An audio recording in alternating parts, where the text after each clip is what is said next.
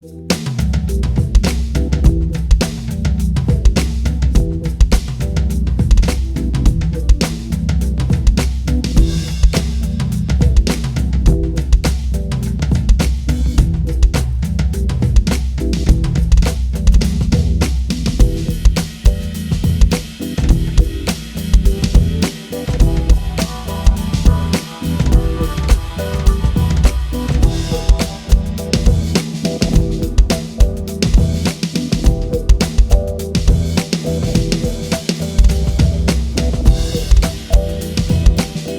what's up? My name's Justin. Welcome to 65 Drums. Today I'm doing my first impressions of the UFO drums trigger assembly.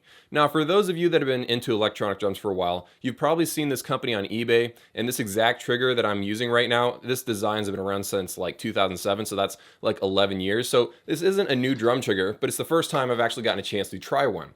So what I decided to do was upgrade the trigger that I used to have in this floor tom from the Jobeki side-mounted one to a center-mounted trigger. I did this because on the larger diameter shells, a side-mounted trigger, it does the job and it technically works, but it doesn't quite feel right, if you know what I mean. It's kind of hard to explain, and also because the trigger's so far away from the center of the drum head, it just doesn't quite make sense to start using side triggers on a giant, 16-inch floor tom. So I decided to get something that was center-mounted. I decided to go with UFO drums because it's an American company, and I'm not buying from them because I'm an American and I want to buy something from my country. And I don't think that just because you buy from Germany or, insert country here, it doesn't necessarily make it better. I bought from an American company because people keep asking me about American companies that make drum triggers. I've made videos about our drums, which is an incredible drum trigger company. I've made videos about Jobeki, and people say, "Well, Justin, I want to buy from those places, but I'd have to pay overseas shipping and all this stuff. I don't want to mess with that." Now, keep in mind, this is a first impressions video. This is my experience of buying the trigger from the company, of trying to install it, and just my initial impressions of the triggering performance. I'll do a full review like 2 weeks from now. Okay, so let's talk about prices first, and then I'll talk about the internal components of the trigger. So if you go to ufodrums.com and buy one of their drum triggers, this is the screen you're going to see right here. It starts off incredibly cheap at 34 bucks, but the price goes up as you start choosing options. So I chose the 16-inch version, I got the cone upgrade, I got the dual zone upgrade, I got the piezo upgrade, and I decided to buy a 1/4-inch input jack. By the time I was done, it was $65. Now, that's actually not a bad price, compared to other options on the market.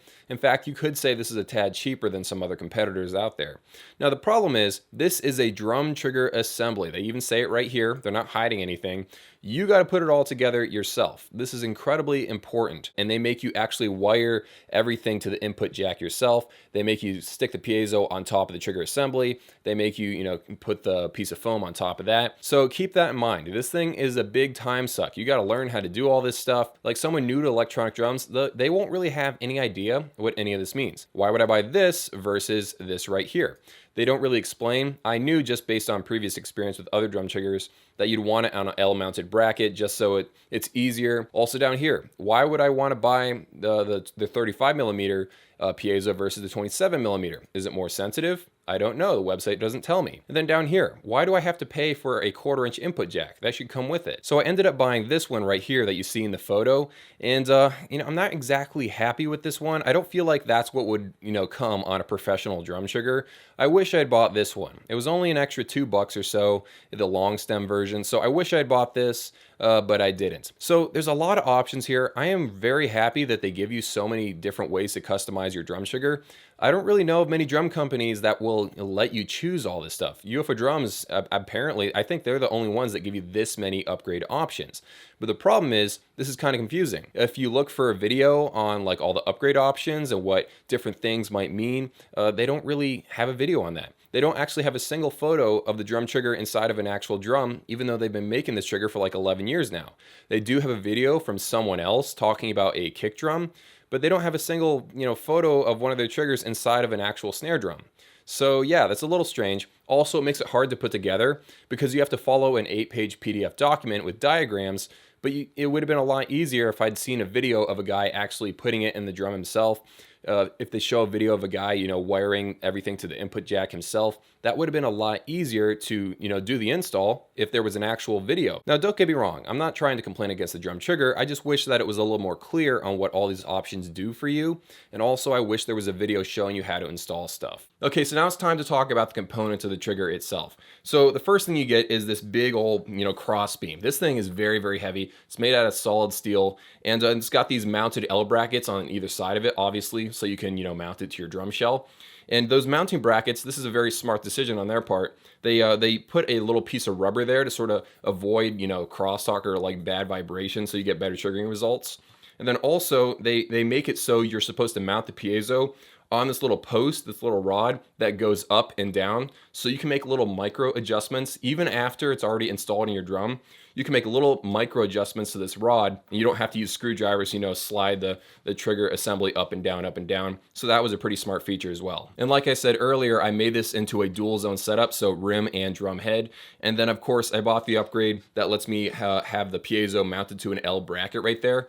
I mean, technically, I could go to Lowe's and just buy one of those brackets, but it's just more convenient for them to ship it to me. Now, the one thing that confuses me about their website, again, is that they don't have an option to like put it together for you. Every other drum trigger company I've ever bought from or gotten review units from, they always just ship it to you in the box and it's already put together, and you just drop it into the shell. It's always just, easy. Now, there's multiple ways you can wire this according to different companies, and I initially wired it to be, Roland compatible. And then that just was giving me false triggering on the rim. I'd hit the rim once, and every once in a while I'd hear two triggers backwards. So I'd get like a chorus effect of two hits that are almost equal strength. It wasn't a masking thing. It wasn't like a threshold setting or a re-trigger cancel setting. I did all that stuff. It didn't really fix the thing. So what I did was I rewired it to something different and got that working. I actually emailed the company and they gave me that suggestion to wire it according to a different schematic. And also they told me to move the rim trigger down. I had it a little too close to the mesh head at that time. So trying out all those suggestions, I got it working. But again, it would have been useful if they had actually made a video on how to wire the stuff, because you're just working off of diagrams. I felt like I was in high school or something, trying to solve a math problem. Okay, so the next part of the story is that I accidentally ordered 3 piezos, I believe. I'm not sure how that happened, but I basically got the L bracket rim trigger. Then I also got a trigger just standard, like you would have had to glue it to the shell or something like that. So when I was initially wiring everything up to the input jack, I didn't know what I was doing. I'm not some sort of electrician. I'm not really skilled in this area. I was trying to wire everything up to the input jack, and I ended up taking these clips and wiring it a little bit wrong. So what I did was I was removing this from the input jack, and I ended up just ripping the clip from the wire right here. You see this? I accidentally ripped that off and trying to remove it from the input jack. Because when you clip these wires onto the input jack, they stay really, they just stay. They don't want to come back off. You have to like rock them back and forth in order to remove them from the input jack. So there is this whole like thing. And I ran to Lowe's to go buy another clip, and I was going to put a new clip onto here. Just wanted to warn you, if you're not skilled at wiring things and all this stuff, if you don't want to mess with the extra hassle, then just consider that when you're purchasing whatever trigger you decide to go with. Now, one thing I need to point out before I go any further in the video, I realize some people are probably going to take this whole video wrong as soon as I put it out there. I'm not nitpicking at this trigger or the people that make it. The people that are behind UFO drums, they're very nice people. Their trigger design is very nice. In fact, this is well made. They're using good components. They're using nice piezos, nice trigger foam. The bar that they're using right here is incredibly sturdy. It's a nice product. This is a very DIY concept. That's what I'm trying to get across here. If you want to buy something and just drop it into your drum shell, this might not be the drum trigger assembly for you. But of course, the real question is, at the end of the day, is this a good product? Is it a good drum trigger? And I would have to say yes, it is, because the materials that they've chosen here, it's all really good choices. And one really cool thing about this trigger that I forgot to mention earlier is that if you look closely, you'll see this piece of plastic that lets it slide from side to side on this bar right here. So you can actually move it 1.5 inches to the left or to the right, because if you want to play on the center of the drum and you don't want hot spotting, then you can move it just out of the way and still get really good triggering results because you're close to the drum trigger, but not too close. Okay, so with that being said, let's move on to some kit examples.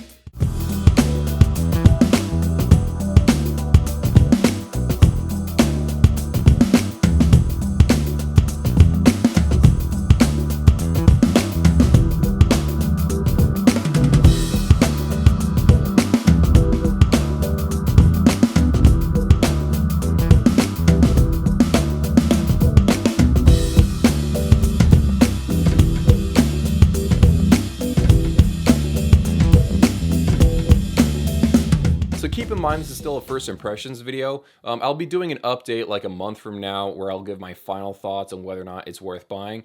But as it is right now, I've gotten a chance to play it, I've installed it, I've talked to the guy at the company.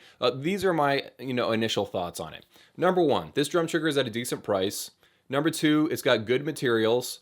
Number three, it doesn't really have the prettiest design. It's kind of utilitarian, but it works. The next thing is that it is a DIY solution. So if you're the kind of guy that likes to, do DIY things, like you build your own gaming PC, like you do electrical work, or you just like putting things together or fixing things, this might be a fun drum trigger for you. Because some people like putting things together from scratch. They like to build the radio instead of buying the radio from the store. You know what I mean? So if you're that kind of person, maybe you'll want to buy this.